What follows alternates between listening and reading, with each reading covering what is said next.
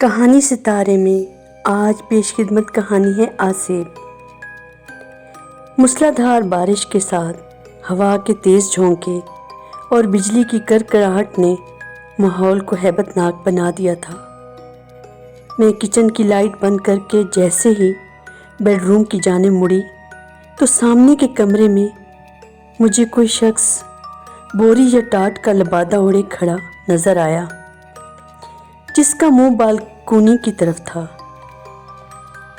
اس پر نظر پڑتے ہی میرے جسم میں سنسناہٹ سی دوڑ گئی تھی، میرے رونگٹے کھڑے ہو گئے تھے۔ میں نے خوف کے عالم میں چیخنا چاہا، لیکن میری چیخ جیسے میرے حلق میں پھنس گئی تھی، اور پھر یک بارگی اس نے اپنا رخ میری جانب موڑا۔ اس کی آنکھیں سلگتے سگریٹ کے انگاروں کی طرح تھی۔ وہ ذرا دیر تک مجھے گھورتا رہا اور پھر یکدم وہ مڑ کر بالکونی سے ایسے نکل گیا جیسے کسی راستے پر جا رہا ہو، اور پھر وہاں تیز بارش کی بوچھاڑ میں شہر کی مدھم مدھم سی ٹمٹماتی روشنیوں کے سوا کچھ نہ تھا۔ میں تو جیسے اپنی جگہ جم گئی تھی۔ کچھ دیر اسی کیفیت میں رہنے کے بعد میں بڑی مشکل سے ہمت کر کے اپنے بیڈ روم کی جانب چلی۔ میرے قدم منو بھاری ہو رہے تھے۔ میں نہ جانے کیسے کمرے تک پہنچی، اور کمرے میں جاتے ہی میں نے تیزی سے اپنا دروازہ بند کر لیا۔ بیڈ پر میرا بیٹا گہری نیند سو رہا تھا۔ اس وقت خوف سے میری عجیب حالت ہو رہی تھی۔ میں نے فوراً ہی آیت الکرسی کا ورد شروع کر دیا۔ میں جب سے اس فلیٹ میں آئی تھی طبیعت بوجھل بوجھل سی رہتی تھی۔ یوں محسوس ہوتا تھا جیسے کوئی اور بھی یہاں رہ رہا ہے۔ میرے شوہر سعودی عرب میں کام کرتے ہیں، سال 6 مہینے بعد ان کا آنا ہوتا۔ میرا یہ فلیٹ شہر کے ایک خاصے بارونق علاقے میں تھا، جہاں میں اپنے بیٹے کے ساتھ رہتی تھی جو 8ویں کلاس میں پڑھتا تھا۔ گھر میں ہم 2 ہی افراد تھے۔ 2 کمروں اور ڈرائنگ ڈائننگ کے ساتھ یہ خوبصورت سا فلیٹ ہم دونوں ماں بیٹے کے لیے بہت تھا۔ میں نے کام والی ماسی رکھی ہوئی تھی جو 12-1 بجے دن کو آ کر 3-4 بجے چلی جاتی۔ آنے جانے کے لیے گاڑی تھی، ڈرائیور تھا۔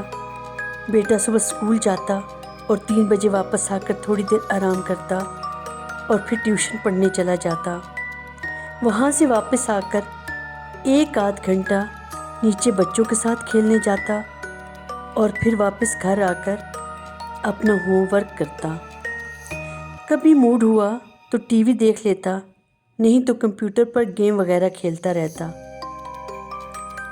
اس فلیٹ کا محل وقوع کچھ اس طرح تھا کہ مین دروازے سے داخل ہو کر سامنے ڈرائنگ روم تھا، چھوٹی سی راہداری میں مین دروازے کے ساتھ ہی کچن تھا، اس کے بعد لاؤنج اور سامنے 2 بیڈ روم بمام بالکونیوں کے بہت اچھا روشن اور ہوادار فلیٹ تھا۔ لیکن میں جب سے یہاں شفٹ ہوئی تھی ایک عجیب سا احساس ہونے لگا تھا جسے میں ڈیفائن نہیں کر سکتی۔ ایک دن میں بیڈ پر لیٹی ہوئی تھی، کمرے کا دروازہ تھوڑا سا کھلا تھا۔ میں نے دروازے ہی کی جانب کروٹ لے رکھی تھی۔ میرا بیٹا میرے پاس ہی سو رہا تھا کہ اچانک مجھے محسوس ہوا جیسے کوئی لاؤنج میں بیڈ روم کے دروازے کے سامنے سے گزرا ہے۔ اسی احساس کے ساتھ ہی میرے رونگٹے کھڑے ہو گئے۔ چند لمحے تو میری عجیب حالت ہوئی۔ میں نے قرآنی آیات کی تلاوت شروع کر دی، اور جب کچھ اوسان بحال ہوئے تو ہمت کر کے اٹھی، اپنے کمرے کی لائٹ جلائی اور ڈرتے ڈرتے دروازہ پورا کھول دیا، لیکن وہاں کوئی بھی نہیں تھا۔ میں نے لاؤنج کی بھی لائٹ جلا دی اور ہمت کر کے کافی دیر تک وہاں کھڑی آیت الکرسی پڑھتی رہی۔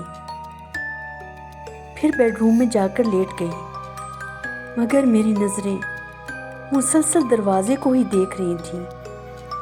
کیونکہ میں نے جو محسوس کیا اور دیکھا تھا اسے اپنا وہم تسلیم کرنے کو تیار نہیں تھی۔ میں نہ جانے کب تک جاگتی رہی اور کب نیند نے آنکھ دبوچا۔ اگلی صبح بیٹے کے اسکول جانے کے بعد میں نے اپنی ہمسائی فوزیہ سے رات والے واقعے کا ذکر کیا تو وہ کہنے لگی کہ اس فلیٹ میں کوئی بھی 5-6 مہینوں سے زیادہ نہیں ٹھہرا۔ جو بھی آیا 2-4 مہینے رہ کر چلا گیا، اور جانے والے تمام لوگ یہی بتاتے تھے کہ یہاں کوئی آسیب کا سایہ ہے۔ رات کو عجیب عجیب سی آہٹیں محسوس ہوتی ہیں۔ میں نے فوزیہ کی بات سن کر کہا، اکثر لوگ چھوٹی سی بات کو بڑھا چڑھا کر بتاتے ہیں۔ میں نے جو کچھ دیکھا یا محسوس کیا ہو سکتا ہے میرا وہم ہو۔ خیر بات آئی گئی ہو گئی۔ پھر کچھ دن بڑے سکون سے گزرے، سب کچھ ٹھیک رہا اور میں بھی اس بات کو بھول گئی کہ اچانک ایک واقعہ پیش آ گیا۔ اس شام میں نے اس ڈراؤنی مخلوق کو جیتی جاگتی آنکھوں کے ساتھ کمرے کے درمیان کھڑے دیکھا۔ اب میں اس بات کو کسی صورت بھی اپنا وہم قرار نہیں دے سکتی تھی۔ مجھے یقین ہو گیا کہ یہاں آسیب ہے، اور میں اس آسیب زدہ فلیٹ میں ایک چھوٹے بچے کے ساتھ کیسے رہ رہی ہوں۔ لیکن نئے فلیٹ کی تلاش تک مجھے مجبوراً اسی جگہ رہنا تھا۔ اب میں اکثر محسوس کرتی کہ کوئی میرے ارد گرد گھوم پھر رہا ہے، مجھے گھور رہا ہے۔ میں ہر وقت چلتے پھرتے، اٹھتے بیٹھتے آیت الکرسی پڑھتی رہتی، نماز اور قرآن باقاعدگی سے پڑھتی۔ ایک رات میں اور میرا بیٹا ٹی وی دیکھ رہے تھے۔ مجھے پیاس لگی تو میں پانی پینے کے لیے اٹھی اور راہداری میں جا کر میں نے کچن کی لائٹ جلائی جو باہر ہی سے جلتی تھی۔ لائٹ جلائی تو مجھے اوون کے قریب کوئی پشت کیے کھڑا نظر آیا۔ اس نے پرانے سے ٹاٹ کا لباس پہن رکھا تھا، جس کی بناوٹ ایسی تھی جیسے کہ کرسچین پادری پہنتے ہیں۔ یہ بس چند لمحوں کی بات تھی۔ میری آہٹ سن کر وہ سے کچن کی کھڑکی کی طرف غائب ہو گیا۔ میں گھبرا کر لائٹ جلتی چھوڑ کر کمرے میں واپس آ گئی جہاں میرا بیٹا ٹی وی دیکھ رہا تھا۔ وہ مجھے دیکھ کر بولا، مما آپ پانی پینے گئی تھیں تو میرے لیے بھی لے آتی۔ میں نے خالی خالی نظروں سے اس کی طرف دیکھتے ہوئے کہا، اچھا بیٹا لا دیتی ہوں، اور پھر میں آیت الکرسی پڑھتی دوبارہ کچن کی جانب گئی، لیکن وہاں اب کوئی بھی نہیں تھا۔ میں نے ڈسپینسر سے پانی کا گلاس بھرا اور تیزی سے کمرے کی جانب آ گئی۔ اس واقعے کے 2 روز بعد ایک ایسا ہولناک واقعہ ہوا جس نے مجھے وہ فلیٹ فوری طور پر چھوڑنے پر مجبور کر دیا۔ میرے کمرے میں ایک لکڑی کی الماری پڑی تھی جس کے اوپر قرآن پاک کے نسخے رکھے تھے۔ اس الماری کے اوپر ٹیوب لائٹ لگی ہوئی تھی۔ اس دن میری ایک جاننے والوں کے بیٹے میرے بیٹے سے ملنے آئے ہوئے تھے اور خوب ہلہ گلا کر رہے تھے۔ عشاء کی نماز کے بعد میں نے ان سے کہا، چلو تم لوگوں کو آئس کریم کھلا کر لاتی ہوں۔ وہ دونوں خوشی خوشی جانے کو تیار ہو گئے تھے۔ جب ہم جانے لگے تو اچانک مجھے محسوس ہوا جیسے کچن سے کسی چیز کے جلنے کی بو آ رہی ہے۔ میں جلدی سے کچن کی طرف گئی تو میں نے دیکھا کچن کی دیوار کے ساتھ لگے UPS کے باکس کو آگ لگی ہوئی تھی۔ بچوں نے جلدی جلدی تارے وغیرہ کھینچ کھانچ کر باکس سے علیحدہ کی اور آگ بجھائی۔ سارا کچن دھوئیں سے بھر گیا تھا، اور پھر ابھی ہم اس صورتحال پر قابو نہیں کر پائے تھے کہ میرے بیٹے کی آواز آئی، مما وہ آگ۔ میں تیزی سے لاؤنج میں آئی تو بیٹا بیڈ روم کا دروازہ کھولے کھڑا تھا۔ وہاں رکھی الماری کے اوپر آگ کے شعلے بھڑک رہے تھے۔ میں نے جلدی سے انٹرکام کر کے چوکیدار کو بلوایا۔ بچوں نے بڑی ہمت کر کے الماری کے اوپر سے چیزیں نیچے اتاری۔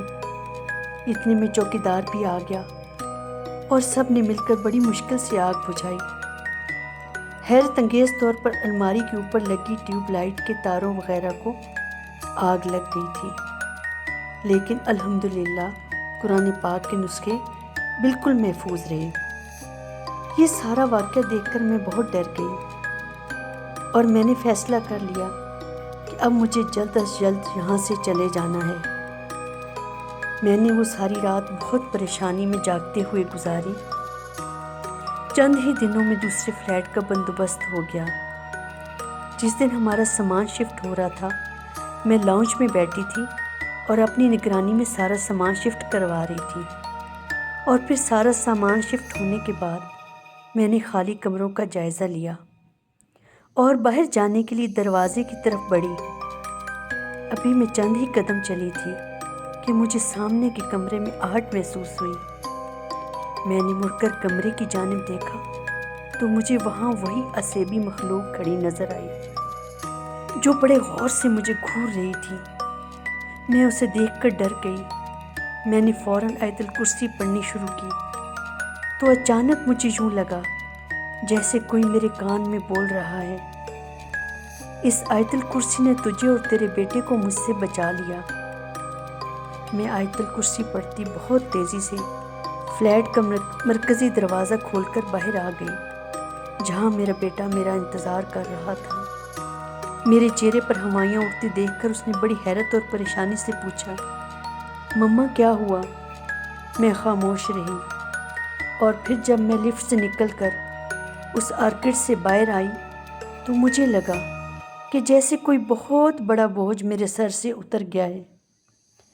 میں نے نظر اٹھا کر 5ویں فلور پر موجود اپنے فلیٹ کی جانب آخری بار دیکھا تو یقین کیجیے مجھے یوں محسوس ہوا کہ جیسے کوئی مجھے گھور رہا ہے، اور ساتھ ہی میرے کانوں میں ایک عجیب کرخت سی آواز گونجی، اس آیت الکرسی کی وجہ سے تم بچ گئی ہو۔ بے شک اللہ تعالیٰ کے کلام میں ہمیں ہر آسیب سے محفوظ رکھنے کی بڑی طاقت اور صلاحیت موجود ہے۔ اب الحمدللہ میں جس گھر میں رہ رہی ہوں بہت سکون سے ہوں۔